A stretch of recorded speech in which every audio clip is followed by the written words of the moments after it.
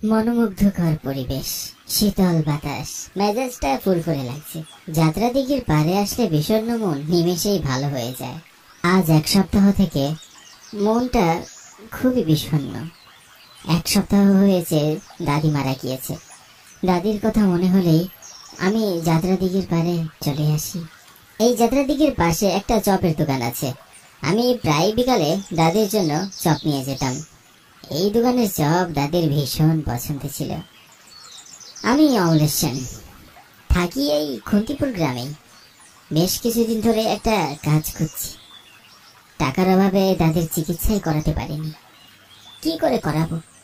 পরিবারের যে আয় রোজগার করে সেই তো অসুস্থ হয়ে বিছানায় পড়ে আছে।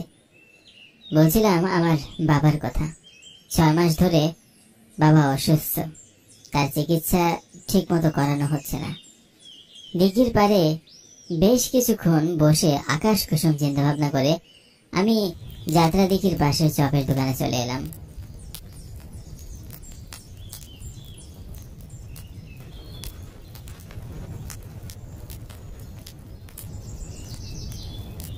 বড্ড চোর হয়েছিস তুই। এভাবে যদি সব চপ তুই একাই সাওয়ার করিস তাহলে কাস্টমারদের কি দেবো বল? দোকানদার হরণ কাকা পিচি ছেলে অর্ককে বেশ বকাঝকা করছে। কি গো হরণ কাকা, কিছু হয়েছে? আর বলিস না, এই বুঝকে আমার ব্যবসা লাল বাতি জ্বালিয়ে দেবে। একাই 50টা চপ খেয়ে ফেলেছে। কি বলো? অবশ্য এতে অবাক হওয়ার তেমন কিছু নেই। তোমার দোকানের চপের তো তুলনা হয় না। সেটা মানুষ ভুল করে খেয়েছে। তাই তো বলিস নি, আমার দোকানে চপ খেতে মৃত মানুষরা এখানে এসে ভিড় করে। এটা একটু বেশি হয়ে গেল না কাকা? বেশি কি রে, সত্যি বলছি।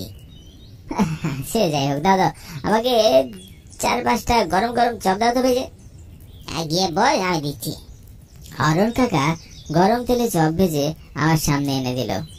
চপ দেখে আমার আর তর্স হইল না।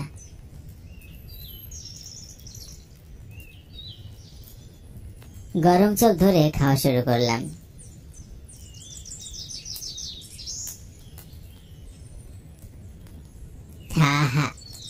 কি স্বাদ এই চপের! এই চপের জন্য মরেও আবার তোমার দোকানে আসতে হবে। বেশ, তাহলে তো তোকে মরতে হয়। আমার কথা প্রত্যুত্তর হরণ কাকা বিড়বিড় করে কি যেন বলছে, তা বুঝে উঠতে পারিনি। তবে পরক্ষণে কাকা যা বলে উঠলো তার জন্যই আমি অপেক্ষায় ছিলাম। না, এই অর্ককে নিয়ে আর বাঁচছি না। ওর জায়গায় আমার অন্য কাউকে কাজে নিতে হবে। দোকানে দিনে রাতে ভিড় জমে যায়। এই পুচকে ছেলের দ্বারা এত কাস্টমার সামলানো যাবে না। হরণ কাকার কথা শুনে আমি তার কাছে ছুটে এলাম, কিন্তু কথাটা যে কিভাবে বলবো তা নিয়ে বেশ ইতস্তত বোধ করছিলাম। আগে কাকা, একটা কথা ছিল। কি রে, এমন আমদামদা কি করছিস? কিছু বলবি? বলছিলাম কাকা, অর্ককে কাছ থেকে ছাঁটাই করলে তো তোমার ওর জায়গায় আরেকজন কর্মচারী নিতে হবে। তা তো নিতে হবেই কাকা। আমার একটা বড্ড কাজের প্রয়োজন। যদি কিছু মনে না করো তাহলে অর্কর জায়গায় আমাকে কাজে নিও। ঠিক আছে, তবে তোর তো তেমন কোনো অভিজ্ঞতা নেই। তুই এক কাজ কর, দিনে রাতে আমার দোকানে কাজ করিস। রাতেও কি তোমার দোকান খোলা থাকে নাকি? রাতেই তো আমার কাস্টমার বেশি হয়, কি বলিস? হরণ কাকার কথায় আমি অবাক না হয়ে পারছি না। রাতের বেলায় চপের দোকান খোলা থাকে, কিন্তু এত রাতে চপ কিনতে আসবে কে? সে যাই হোক, এত কিছু ভেবে আমার কোনো কাজ নেই। একটা কাজ যে পেয়েছি এই অনেক। আমি দোকান থেকে কাকার কাজ দেখতে লাগলাম।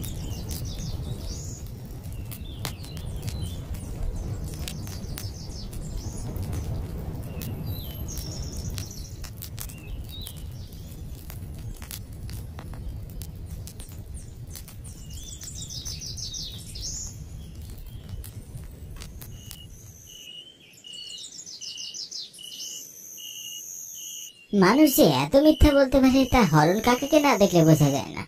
হরণ কাকা বলেছে দোকানে নাকি রাতের বেলা কাস্টমার বেশি থাকে, কিন্তু সন্ধ্যার পর তো আর কোনো কাস্টমারই এলো না।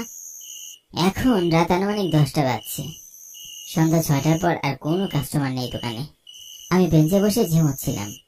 আর তখনই হরণ কাকা হন্তদন্ত হয়ে বলে উঠল, অমলেশ, শিগগিরই গরম গরম চপ ভাজ, একটু পরে রাতের কাস্টমার আসা শুরু করবে। হরণ কাকার তাড়া পেয়ে আমি চপ ভাজতে চলে এলাম। ঢুলু ঢুলু চোখে চপ ভাজছি। সারাদিন অনেক কাজ করা হয়েছে। আমার কাজে হরণ কাকা বেশ খুশি। অর্কর থেকে আমাকে 500 টাকা বাড়িয়ে দেবে বলে আশ্বস্ত করেছে। তাই কাজের প্রতি আগ্রহ আমার আকাশ ছোঁয়া। ঘুমকে প্রশ্রয় না দিয়ে বেশ কিছু চপ ভেজে নিলাম।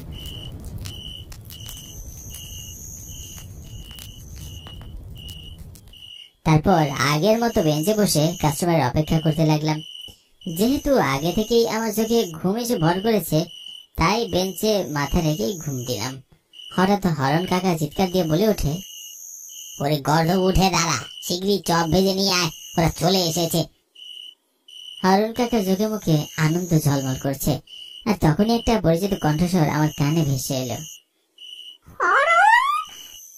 তাড়াতাড়ি চাপ ভাই যাবে, এই চাপের লাইগা মরার পরেও তোর দোকানের আশেপাশে ঘুর ঘুর করি।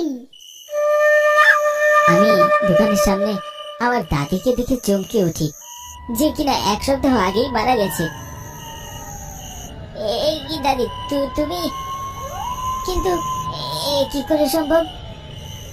তুমি তো সেই 1 সপ্তাহ আগে মারা গেছো। অমলেশ, তুই এখানে? তোর নাতিকে দোকানে কাজে রেখেছি, নতুন হলেও ভালো চপ ভাজতে পারে। দে অমলেশ, আমার গরম গরম চা পাইন না দে। চপের ঘ্রাণে আমার খিদা বাইজা গেছে।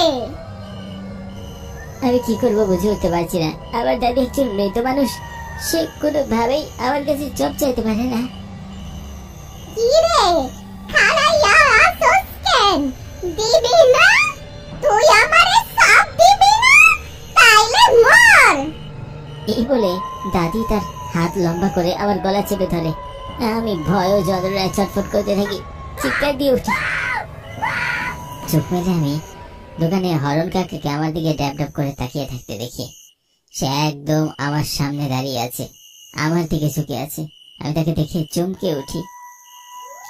কি রে, 2 সপ্তাহ দেখেছিস? হ্যাঁ। হঠাৎ আমি হরণ কাকার পিছনে তাকাই, আর তারপর যা দেখি তা দেখে আবার আমি চোখকেও বিশ্বাস করতে পারছি না। ভয় ও বিস্ময় আমার চোখ কপালে উঠে যায়। আমার দাদি হরণ কাকার ঠিক পিছন দাঁড়িয়ে আছে। আমাকে ভয় পেতে দেখে হরণ কাকা বলে ওঠে, বলেছিলাম না আমার দোকানে চপ খাওয়ানোর লজ্ঞা মরা মানুষও জিন্দা হয়ে দোকানে আছে, এইবার বিশ্বাস করছস তো? হরণ কাকা আমার সামনে থেকে সরে দাঁড়ায়, আর তারপর আমি একে একে অনেক মৃত মানুষকে দেখতে পাই। এই গ্রামেরই বহু আগে মারা গেছে। মৃত মানুষের আত্মারা একে একে বেঞ্চে বসে পড়ে। ভয় আমার গলা শুকিয়ে আসে। আমি জড়সড় হয়ে দাঁড়াই।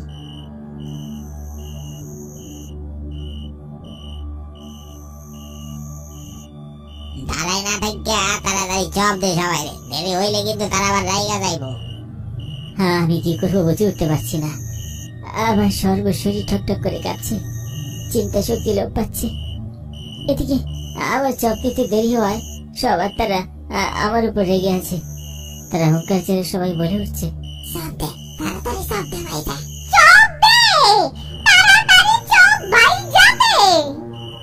মুহূর্তে সবার তারা ভয়ঙ্কর, খুবই বিভৎস রূপ ধারণ করে।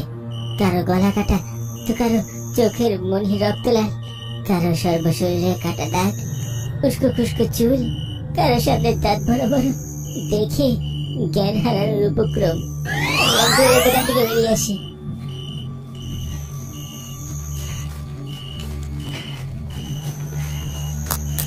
পিছনে আমার দাদি আমাকে ডাকছে, অমলেশ, খারা যাইস না, সব দিয়া যা আমারে।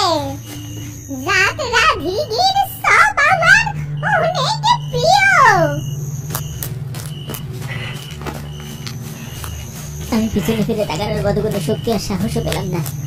যাত্রা দিঘির চপের দোকানে রাতের বেলা মৃত মানুষের আনাগোনা, এমন জানলে কখনো এই দোকানে কাজ নিতাম না। এখন ভালো ভালো এই দোকানে সীমানা অতিক্রম করলেই হবে। কিন্তু প্রচন্ড ভয় পাওয়া আমার দোকান যেন অবশ হয়ে আছে। জোরে দৌড়ানোর শক্তি পাচ্ছি না। বাড়িতে আর ফেরা হলো না আমার। এই পথেই জ্ঞান হারিয়ে মাটিতে লুটে পড়ে গেলাম।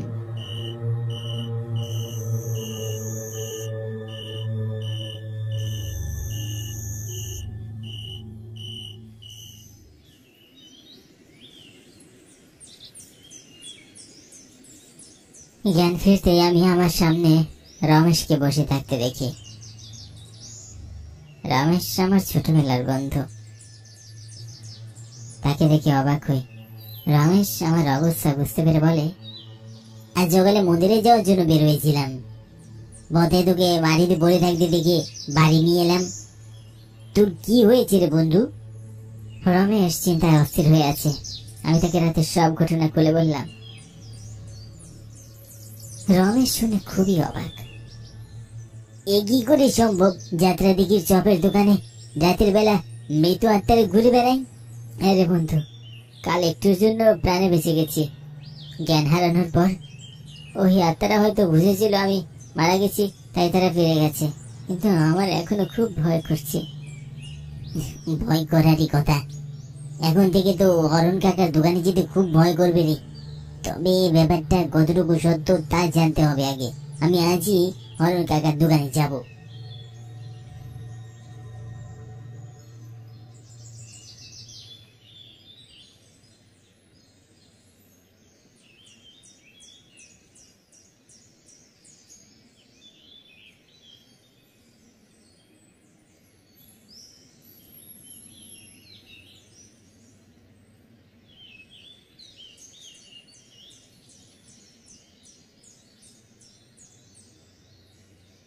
যাত্রা দেখি চপের দোকানের সামনে আসতে আমার বুকের ভেতরটা ভয়ে লাফিয়ে ওঠে।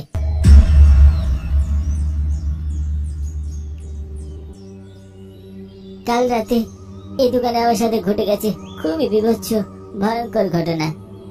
অরুণ কাকা ক্যাশে বসে আছে। আমাকে দেখে উদ্গ্রীব হয়ে এসে বলে ওঠে,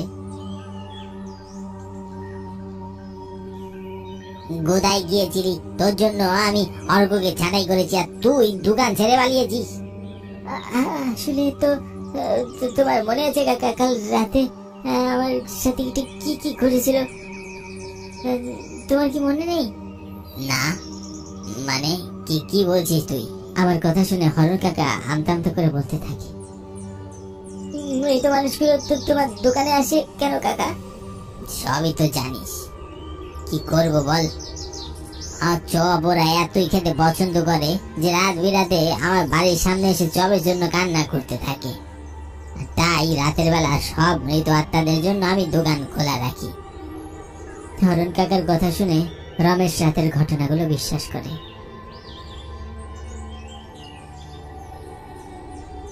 আমি তোমার দোকানে রাতে কাজ করতে পারবো না কাকা, দিনের বেলা শুধু কাজ করব। বেশ, তাই হবে।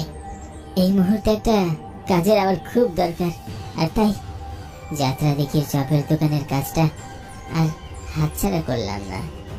এই দোকানে বিপদ আছে, কিন্তু সেটা রাতের বেলা। আমি বিকাল হওয়ার সাথে সাথে বাড়ি ফিরে যাব।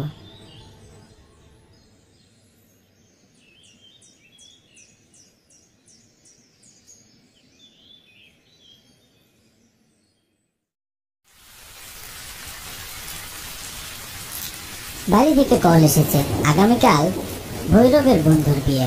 ভৈরবের কাছে কেবল এক রাত ছিল, তাই কোন রকমে সবকিছু বন্দোবস্ত করে সে নেমে পড়ে গোয়ালপুর কাজী বাড়ির উদ্দেশ্যে। এখান থেকে প্রায় 5 ঘন্টার পথ। এখন রাত বাজে 9টা। এখান থেকে একটা বাস ধরে গোয়ালপুর বাস স্ট্যান্ডে নামতে হবে, তারপর একটা অটো করে সোজা কাজী বাড়ি যেতে হবে। ভৈরব বাসের অপেক্ষায় রাস্তায় দাঁড়িয়ে আছে।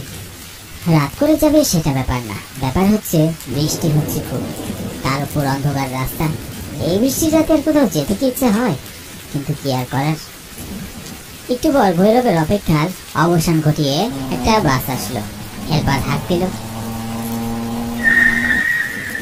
ওই বাবু যাইবেন নাকি? হ্যাঁ জি। তো কই যাইবেন? Goalpur bus stand. হ্যাঁ ওইটা পরে দেরি করা যাবে না, ওইটা পরে নেবার। কি বৃষ্টিটা আমরা দেখিনি।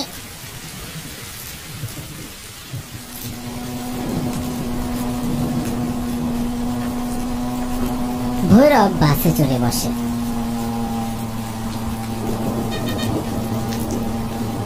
চারপাশে তাকিয়ে দেখে বাসে দুজন ছাড়া আর কেউ নেই। ঘড়িতে সময় দেখে রাত 10টা বাজে।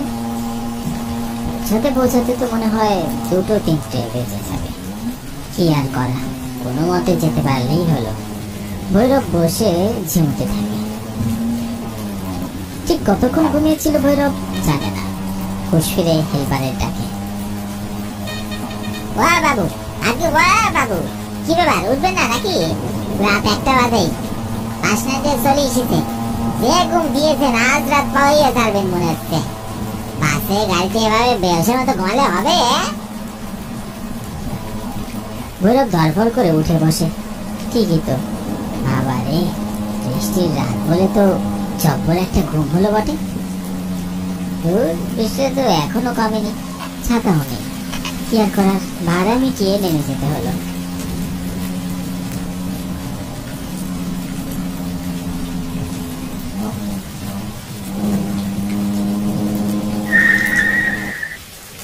বাস থেকে নেমে ভৈরব অটোর জন্য দাঁড়ালো। অনেকক্ষণ দাঁড়ানোর পর একটাও অটো পেল না। বিরক্ত হয়ে হাঁটা শুরু করবে ঠিক করলো, ঠিক তখনই একটা অটো এসে দাঁড়ালো।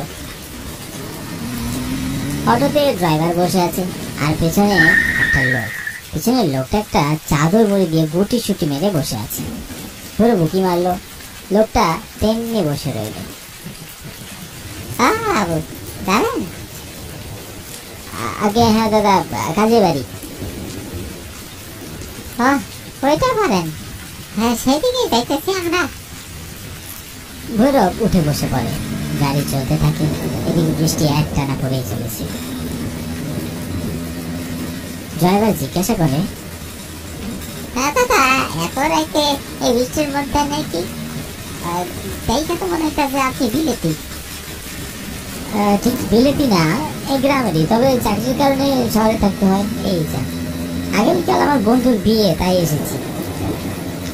ও, কাজীবাড়িতে এখানে বিয়ের কথা ছিল। হ্যাঁ, সুরেশ দাদা, আপনি তার বন্ধু? জি, তুমি চিনো কি করে? পাশের গ্রামই তাই দাদা, না চেনার কি আছে? ভৈরব আর কিছু বলে না। ড্রাইভার গাড়ি চালাতে থাকে। ভৈরবরা যে রাস্তা দিয়ে যাচ্ছিল তার দুপাশে সারি সারি ধান ক্ষেত ছিল। এই সময়টাতে ধান প্রায় পেকে যায়। গ্রামের লোকেদের একের পর এক ধান ক্ষেতের ভিতর দিয়ে তাদের গাড়ি চলছিল। কিন্তু ড্রাইভার এত কথা বললেও পাশের লোকটি একটাও কথা বলছে না। ভৈরবের কাছে ব্যাপারটা একটু অদ্ভুত লাগে। ভৈরব নিজে থেকে জিজ্ঞাসা করে, মশাই, আপনি কই যাচ্ছেন? লোকটি কোনো কথাই বলে না। ভৈরব আবারও ঠেলা দেয়, কিন্তু লোকটি যেন কোনো কথাই বলছে না। হঠাৎ ড্রাইভার অস্পষ্ট রেখে চোখটা বলে ওঠে। ভৈরব তাকে ছেড়ে ড্রাইভারকে জিজ্ঞাসা করে, কি হলো মশাই? আর বলবেন না বাবু, এই কখন থেকে যে গাড়ি চলছে, আমার কেমন মনে হচ্ছে ধানগুলো তো এতক্ষণে চলে যাওয়ার কথা, কিন্তু ধানগুলো তো থামছেই না। ঘুরে ফিরে ওই একই জায়গায় এসে পড়ছি মনে হচ্ছে। এটা তো এতক্ষণ খেয়াল করিনি। প্রায় 1 ঘন্টা ধরে গাড়িটা ধান ক্ষেতের মধ্যে দিয়ে যাচ্ছে। এতক্ষণ তো ধান ক্ষেতটা ছাড়িয়ে যাওয়ার কথা।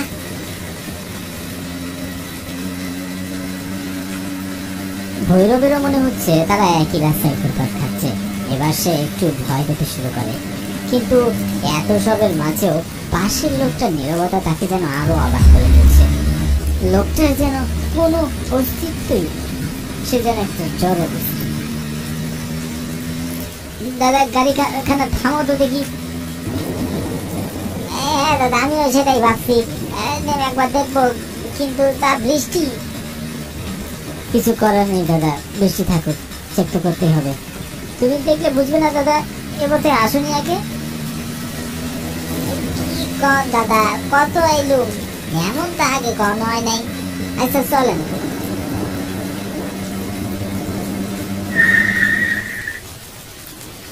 ওরা দুজন গাড়ি থেকে নামে, কিন্তু সে লোকটি তেমনই বসে আছে। ড্রাইভার একটু বিরক্ত হয়ে গাড়ি থেকে উঠে দেয়। ও দাদা, আপনি বসে আছেন যে, নামেন গাড়ি থেকে। শুনতে পাচ্ছেন না? অসুবিধা হচ্ছে? লোকটি কোনো উত্তর দেয় না, চুপচাপ গাড়ি থেকে নেমে পড়ে।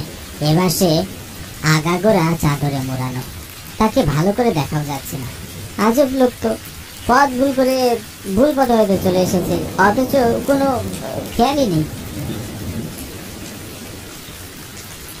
না দাদা, বুঝতে পারছি না, এমন তো আগে কখনো হয় নাই। কি বলো, তাহলে এখন বেরোবো কোন পথে? আচ্ছা দাদা, আপনারা এনে দাঁড়ান, আমার মোবাইলের নেটওয়ার্ক আছে কিনা দেখতেছি। একটু সামনে গিয়া দেখি নেট পাই কিনা। আমার পরিচিত একজনের কল দিয়ে জিজ্ঞাসা করবো।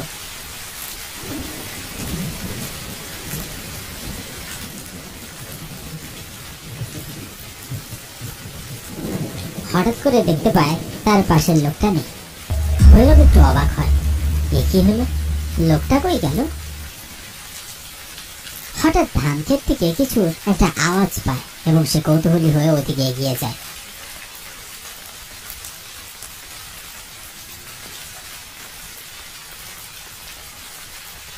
তখনই ধান ক্ষেত থেকে লোকটা এক দৌড়ে ভৈরবের গলা চেপে ধরে। সে যতটা না ব্যথা পায় তার চেয়েও বেশি অবাক হয়। এই লোকটা তাহলে কোনো ছিনতাইকারী? এতক্ষণ এই সুযোগেরই অপেক্ষায় ছিল। ভৈরব প্রাণপণে নিজেকে ছোটানোর চেষ্টা করে, কিন্তু পারে না। তখনই হঠাৎ করে লোকটার মুখের চাদর সরে যায়। ভৈরব আটকে ওঠে। লোকটার গলা কাটা, মুখে রক্ত লেগে আছে।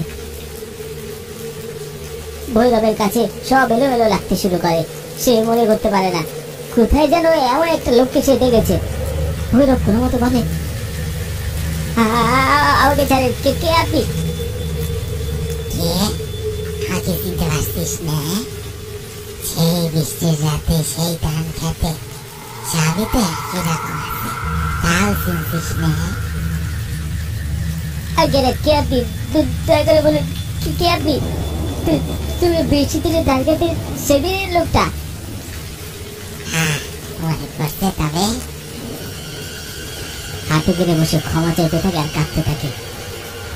আমার ভুল হয়ে গেছে, আমাকে ক্ষমা করে, দয়া করে ক্ষমা করে। ক্ষমা? তারে ক্ষমা করবো? কাহনা না, সেদিন তুই চাইলে আমার বাঁচাতে পারতি, কিন্তু না, তুই চরম নির্দয়তার উদাহরণ দেখিয়েছিস। আমি বাঁচাও ভুল হয়েছে, আমি আসলে লোভে পড়ে। লবে বই যা, সেদিন ছিল এমনি এক বৃষ্টির দিন। আমার এক শত্রু আমার কুপায়া এই ধান খেতে ফেলায় গেছিল, কিন্তু পুরোপুরি দাম তখন আমার যায় না। পাশ দিয়ে তুই যাচ্ছিলি।